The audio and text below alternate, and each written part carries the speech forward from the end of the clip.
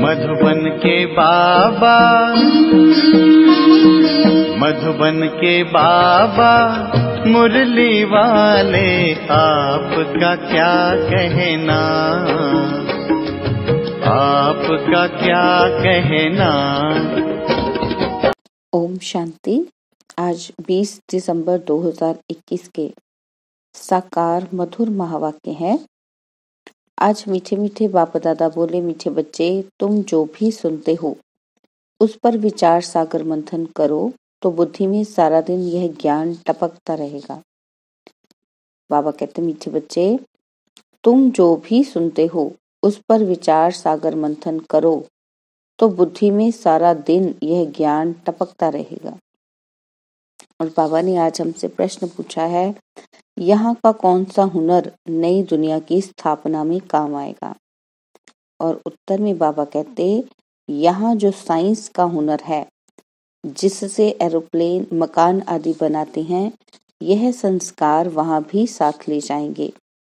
यहाँ भल ज्ञान ना लें, लेकिन वहां यह हुनर साथ जाएगा। तुम अभी सतयुग से लेकर कलयुग अंत तक की हिस्ट्री ज्योग्राफी जानते हो। तुम्हें पता है कि इन आंखों से जो कुछ पुरानी दुनिया का देखते हैं वह सब अभी खत्म होना है। और आज मुरली का गीत है, तूने रात गवाई सोकर दिवस गवायो खाए। ओम शांति।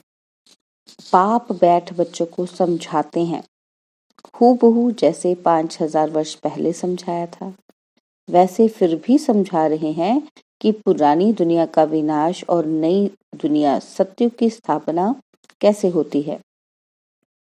बाबा कहते, अभी है पुरानी दुनिया और नई दुनिया का संगम युग। बाप ने समझाया है कि नई दुनिया सतयुग से लेकर अब कलयुग अंत तक क्या क्या हो रहा है, क्या क्या सामग्री है, क्या क्या देखते हो, यज्ञ तप दान पुण्य आदि क्या करते हैं। यह जो कुछ देखने में आता है यह कुछ भी रहना नहीं है। पुरानी कोई भी चीज रहने वाली नहीं है।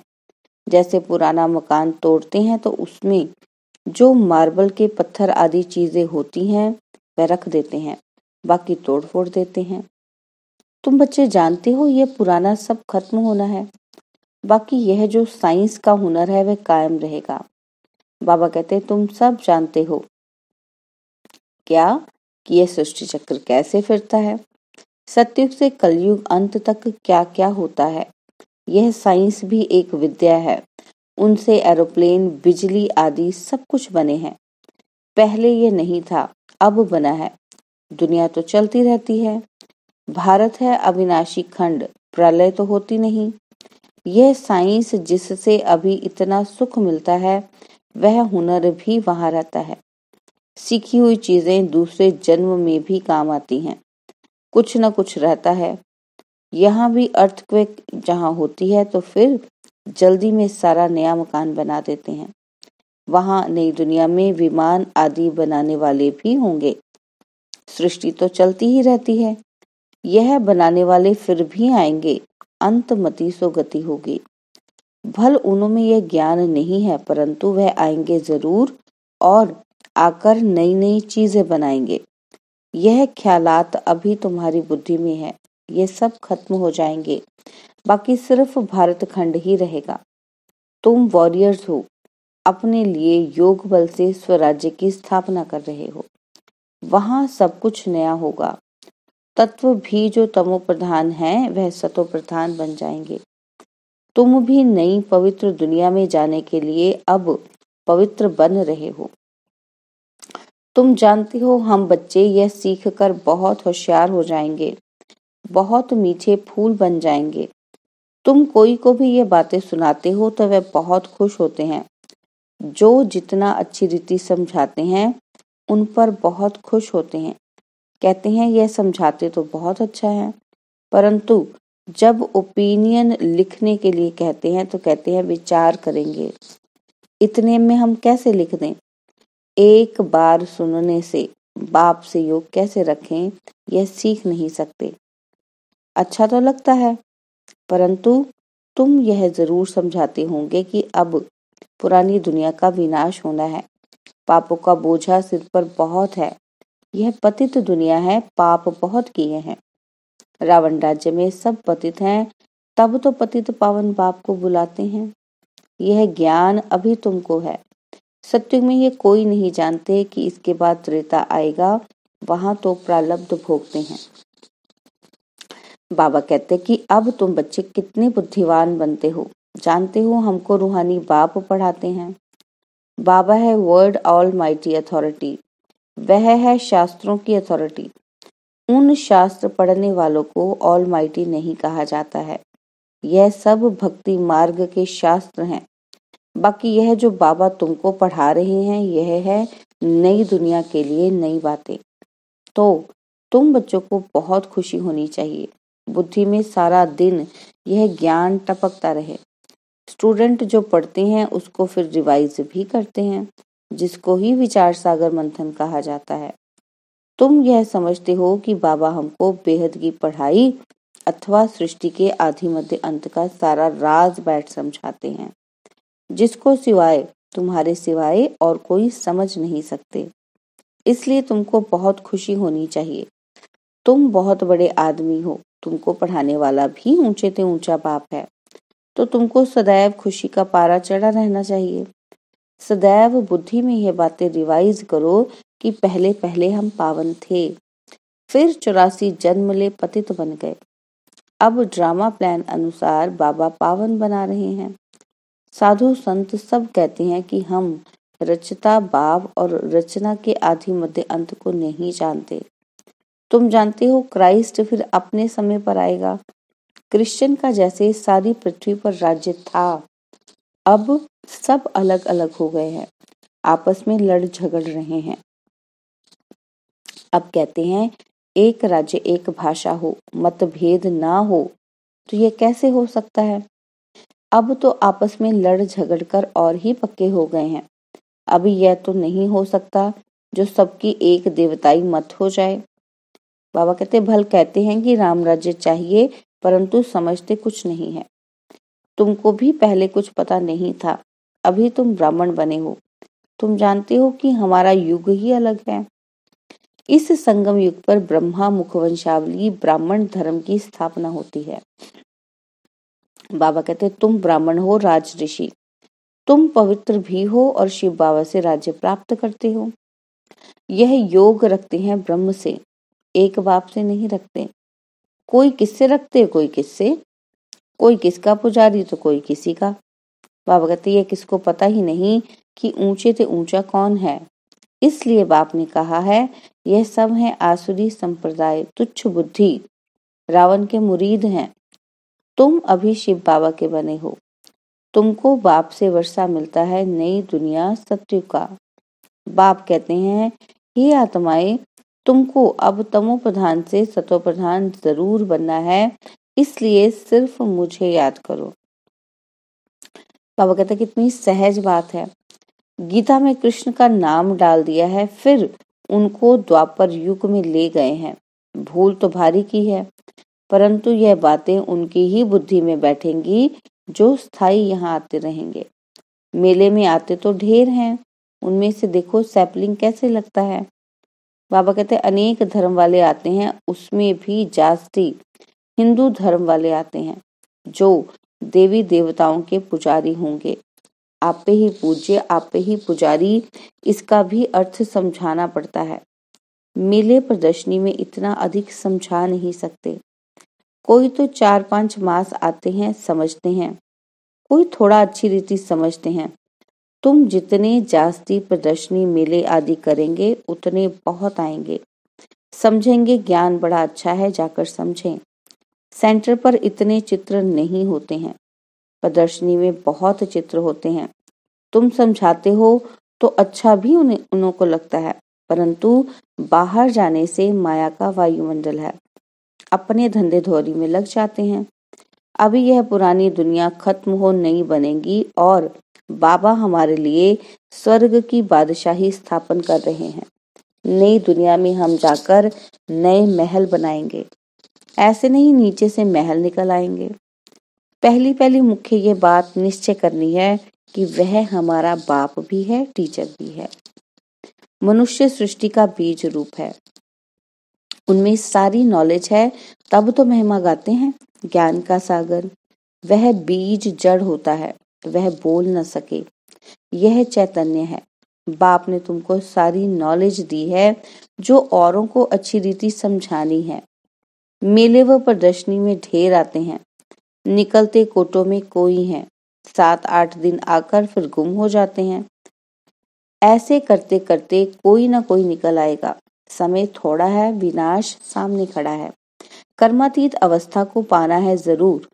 पतित से पावन होने के लिए याद बहुत जरूरी है, अपनी संभाल करनी है।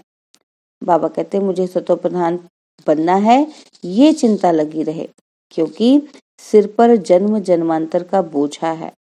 रावण राज्य होने से सीढ़ी उतरते ही आए हैं। बाबा कहते रावण राज्य होने से सीढ़ी उतरते ही आए हो, अब योग बल से चढ़ना है। दिन रात यही फिक्रात रहे कि मुझे सतो प्रधान बनना है, और सृष्टि चक्र की नॉलेज भी बुद्धि में चाहिए। स्कूल में भी यह रहता है कि हम फलानी फलानी सब्जेक्ट में पास हो जाएं। इसमें मुख्य सब्जेक्ट है यादगी। सृष्टि के आदि मध्य अंत का भी ज्ञान चाहिए।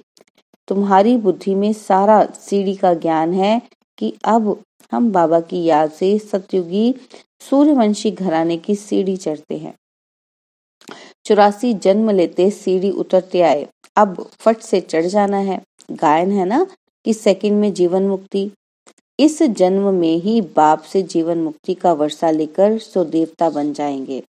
बाबा कहते हैं कि बच्चे तुम ही सूर्यवंशी थे, फिर चंद्रवंशी वैश्यवंशी बने, अभी तुमको ब्राह्मण बनाता हूँ। ब्राह्मण है चोटी, ऊंचे ते ऊंचा परमपिता परमात्मा आकर ब्राह्मण देवता क्षत्रिय 3 धर्मों की स्थापना करते हैं। तुम जानते हो अभी हम ब्राह्मण वर्ण में हैं, फिर देवता वर्ण में आएंगे। बच्चों को रोज कितना बुद्धि में ज्ञान भरते रहते हैं, जिसको धारण करना है। नहीं तो आप समान कैसे बनाएंगे, बाबा कैसे बनाएंगे? इसलिए तो बाबा हमको ज्ञान समझाते हैं।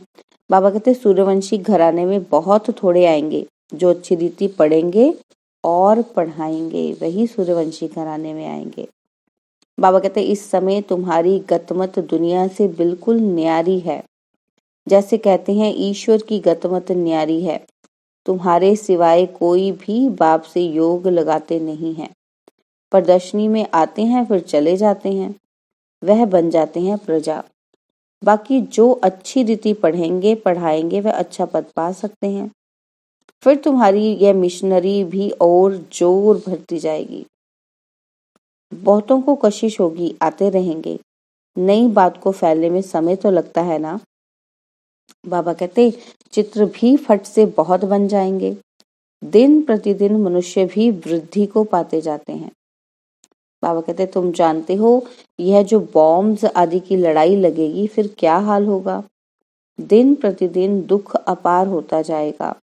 आखिर यह दुख की दुनिया खत्म होगी, टोटल विनाश नहीं होगा। बाबा कहते शास्त्रों में गायन है, यह भारत अविनाशी खंड है। तुम जानते हो हमारा यादगार हूबहू आबू में है, उस पर समझाना चाहिए। वह है जड़ यादगार, यहाँ प्रैक्टिकल स्थापना हो रही है। राजयोग सीख रहे हो बैकुंठ के लिए। देलवाड़ा मंदिर कितना अच्छा बना हुआ है, हम भी यहाँ आकर बैठे हैं। पहले से ही हमारा यादगार बना हुआ है। तुम स्वर्ग की रजाई पाने के लिए यहाँ बैठे हो। कहते हैं बाबा हम आपसे राज्य लेकर ही छोड़ेंगे। जो अच्छी तरह सारा दिन सिमरन करते और कराते होंगे, खुशी भी उन्हों को रहेगी। स्टूडेंट्स खुद समझते हैं कि हम पास होंगे व नहीं। बाबा कहते सबको पता होता है वे कैसी उनकी स्थिति है कि पास हो जाएंगे कि नहीं। बाबा कहते लाखों करोड़ों में से स्कॉलरशिप कितने थोड़ों को मिलती है। मुख्य है 8 सोने के और फिर 108 चांदी के, बाकी 16,000 तांबे के। जैसे देखो पोप मेडल्स देते थे तो सबको सोने का थोड़ी देंगे, कोई को सोने का कोई को चांदी का। बाबा कहते माला भी ऐसे बनती है। तुम चाहते हो गोल्डन प्राइज लेवें, चांदी की लेने से चंद्रवंशी में आ जाएंगे। बाबा कहते हैं मुझे याद करो तो विकर्म विनाश होंगे और कोई उपाय ही नहीं है। यही फुर्ना रखो पास होने का। लड़ाई का थोड़ा जास्ती हंगामा होगा, फिर जोर से पुरुषार्थ करने लग पड़ेंगे। इम्तिहान के टाइम स्टूडेंट्स भी गैल्प करने पुरुषार्थ में लग जाते हैं। यह बेहद का स्कूल है। प्रदर्शनी पर खूब प्रैक्टिस करते रहो। बाबा कहते प्रोजेक्टर से इतने प्रभावित नहीं होते हैं जितना प्रदर्शनी देख वंडर खाते हैं। अच्छा, मीठे मीठे सिकिलदे बच्चों प्रति माता पिता बाप दादा का याद प्यार और गुड मॉर्निंग। रूहानी बाप की रूहानी बच्चों को नमस्ते। हम रूहानी बच्चों की रूहानी बाप दादाजी को दिलवा जान सिकवा प्रेम से नमस्ते। ओम शांति। प्यारे बाबा, मीठे बाबा, मेरे बाबा, शुक्रिया बाबा, शुक्रिया बाबा, शुक्रिया बाबा। धारणा के लिए मुख्य सार है। पहला पॉइंट है, पुरानी दुनिया का विनाश हो उसके पहले अपनी कर्मातीत अवस्था बनानी है। याद में रह सतो प्रधान बनना है। और सेकंड पॉइंट है, सदा यही खुशी रहे कि हमें पढ़ाने वाला स्वयं ऊंचे से ऊंचा बाप है। पढ़ाई अच्छी रीति पढ़नी और पढ़ानी है। सुनकर विचार सागर मंथन करना है। और बाबा ने हमें वरदान दिया है, निर्विकारी व फरिश्ते स्वरूप की स्थिति का अनुभव करने वाले आत्म अभिमानी भव। निर्विकारी व फरिश्ते स्वरूप की स्थिति का अनुभव करने वाले आत्म अभिमानी भव। जो बच्चे आत्म अभिमानी बनते हैं वह सहज ही निर्विकारी बन जाते हैं। आत्म अभिमानी स्थिति द्वारा मनसा में भी निर्विकारीपन की स्टेज का अनुभव होता है।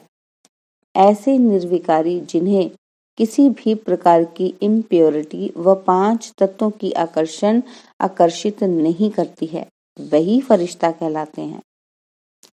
इसके लिए साकार में रहते हुए अपनी निराकारी आत्म अभिमानी स्थिति में स्थित रहो।